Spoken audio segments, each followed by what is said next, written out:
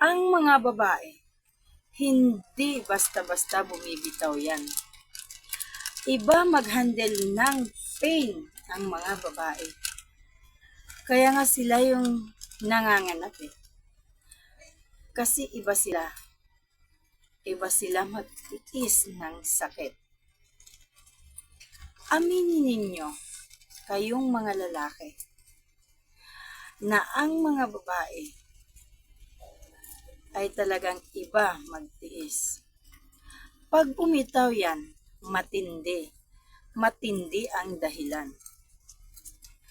Dahil ang matinong babae, matinong asawa, matinong ina, hindi basta-basta bumibitaw yan.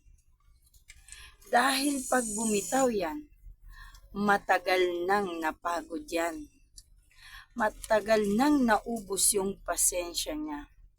Matagal nang nagtiis. Kaya pag bumitaw yan, wala na.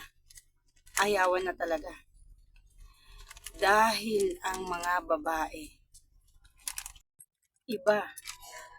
Iba yung pagmamahal ng mga babae, lalo na sa kanilang mga anak o pamilya. Dahil talagang mapagpasensya. Kaya pag inubos mo ang pasensya, parang inubos mo na rin ang pagmamahal niya.